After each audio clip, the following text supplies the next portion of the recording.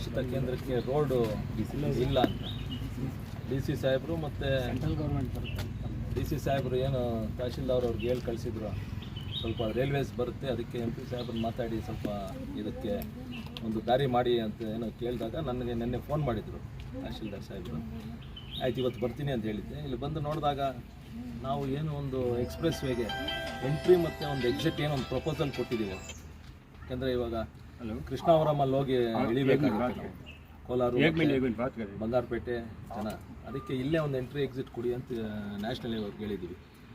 ಅದು ಬಂದರೆ ಅಲ್ಲಿ ಲ್ಯಾಂಡ್ ಕಡಿಮೆ ಆಗುತ್ತೆ, road under pass, railway under pass ಮಾಡೋಕ್ಕಾಗಲ್ಲ ಅಂತ ಮಾತಾಡ್ತಾ ಇರುವಾಗ ಇಂದರ್ ಅವರು ಏನು ಜಮೀನು ಮಾಲೀಕರು ಇದರ ರೈಲ್ವೆ ಟ್ರ್ಯಾಕ್ ಪಕ್ಕದಲ್ಲೇ, ಅದಕ್ಕೆ ಅವ್ರು ರಿಕ್ವೆಸ್ಟ್ ಮಾಡ್ಕೊಂಡ್ವಿ ಒಂದು 2 ಮೀಟ್ರು ಜಾಗ ಕೊಡಿ ಅಂತ.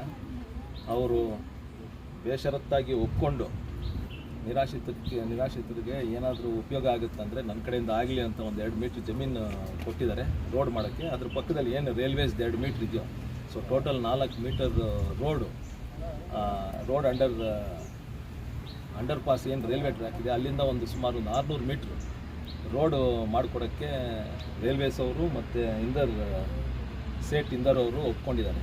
ಇದಕ್ಕೆ ಒಂದು ನಿಮಗೆ ಕೃತಜ್ಞತೆಗಳು ಹೇಳೋಕ್ಕೆ ಇಷ್ಟಪಡ್ತೀನಿ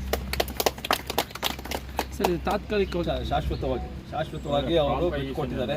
ಯಾಕಂದರೆ ಮೆಂಟಲಿ ರಿಟಾರ್ಡೆಡು, ಫಿಸಿಕಲಿ ಹ್ಯಾಂಡಿಕ್ಯಾಪ್ಟು, ಬೆಗ್ಗರ್ಸ್ ಏನು ಬಂದಿರ್ತಾರೋ ಅವ್ರಿಗೆಲ್ಲೋ ಒಂದು ಕಡೆ ಸಹಾಯ ಆಗಬೇಕಂದ್ರೆ ದೇವರ ಆಶೀರ್ವಾದ ನಮಗೂ ಇರಲಿ, ನಮ್ಮ ಕಡೆಯಿಂದ ಏನು ಸಹಾಯ ಆಗುತ್ತೋ ಅಂತ ಹೇಳ್ತಾ ಅವರು 2 ಮೀಟ್ರ್ ಬಿಟ್ಕೊಟ್ಟಿದ್ದಾರೆ. ಆಮೇಲೆ ರೈಲ್ವೇಸ್ ಡಿಪಾರ್ಟ್ಮೆಂಟ್ ಅವ್ರು ಏನು 2 ಮೀಟ್ರ್ ಎಕ್ಸೆಸ್ ಇದೆ ಅಲ್ಲಿ ಅವರು ರೋಡ್ ಮಾಡೋಕ್ಕೆ NOC ಒಂದು ಮಾಡಿಕೊಡ್ತೀವಿ ಅಂತ ಹೇಳಿದ್ದಾರೆ.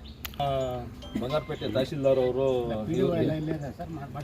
ಇವ್ರ ಜೊತೆ ನೋಡಿಕೊಂಡು ಅದು ಏನು ಪೇಪರ್ ವರ್ಕ್ ಮಾಡಬೇಕಾಗಿತ್ತು, ಒಂದು ದಾನಪತ್ರ ಏನೋ ಒಂದು ಮಾಡಿಕೊಡ್ಬೇಕಲ್ಲ, ಅದು ಏನು ಫಾರ್ಮ್ಯಾಲಿಟೀಸ್ ಅದೆಲ್ಲ ನೋಡಿಕೊಂಡು ಅದನ್ನು ಎಲ್ಲ ಮುಗಿಸಿದ ಮೇಲೆ ಮಾಡೋಕ್ಕೆ ಶುರು ಮಾಡಿ. ಹೈವೇದ ಎಕ್ಸಿಟ್ ಮತ್ತು ಎಂಟ್ರಿ ಇವಾಗ ನಾವು ಕೃಷ್ಣಾವರ ಮಾತ್ರ ಹೋಗಿ ಇಳಿಬೇಕು, ಕೋಲಾರ ಮತ್ತು ಬಂಗಾರಪೇಟೆ.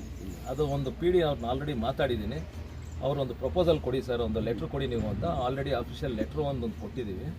ಅದನ್ನು ಮೋಸ್ಟ್ಲಿ ಇನ್ನೊಂದು ವಾರ 10 ದಿನ ಅಲ್ಲಿ ಬಂದು ಒಂದು ಸತಿ ಇನ್ಸ್ಪೆಕ್ಷನ್ ಮಾಡಿ ಬಂಗಾರಪೇಟೆಯಿಂದ ಹೋಗಿ ಹತ್ತಿದ್ರೆ ಮತ್ತೆ ಬೆಂಗಳೂರು ಕಡೆ ಹೋಗೋಕ್ಕೆ ಎಂಟ್ರಿ, ಮತ್ತು ಬೆಂಗಳೂರಿಂದ ಬಂದರೆ ಎಕ್ಸಿಟ್ ಆಗೋಕ್ಕೆ ಕೋಲಾರ ಕಡೆ, ಆ ಕಡೆ ಒಂದು ಎಕ್ಸಿಟ್ ಕೊಡೋಕ್ಕೆ ಹೇಳಿದ್ದೀನಿ. ಅದನ್ನು ಪ್ರಪೋಸಲ್ಲು ರೆಡಿ ಮಾಡ್ತಾರೆ. ಆಮೇಲೆ ಅದನ್ನು ಪ್ರಪೋಸಲ್ ಏನು ಗಡ್ಕರಿ ಸಾಹೇಬ್ರ ಹತ್ರ ಕಳಿಸ್ತಾರೆ ಹೆಡ್ ಆಫೀಸ್ಗೆ. ಸೊ ಆವಾಗ ನಾವು ಸ್ವಲ್ಪ ಮಾತಾಡಿ ಅದನ್ನು ಮಾಡಿಕೊಟ್ರೆ ಜನಕ್ಕೆ, ಸಾರ್ವಜನಿಕರಿಗೆ ಉಪಯೋಗ ಆಗುತ್ತೆ ಅಂತ ಅದೊಂದು ಪ್ರಪೋಸಲ್ ಇಡ್ತಾ ಇದ್ದೀವಿ ಸರ್. ಆಮೇಲೆ ಈ ನಿರಾಶ್ರಿತ ಆಗ್ತಾ ಇದೆ ಸರ್, ಅಲ್ಲಿ ಸೋಷಿಯಲ್ ನೋಡಿದ್ದಾರೆ ಆಗ್ತಾ ಇದೆ.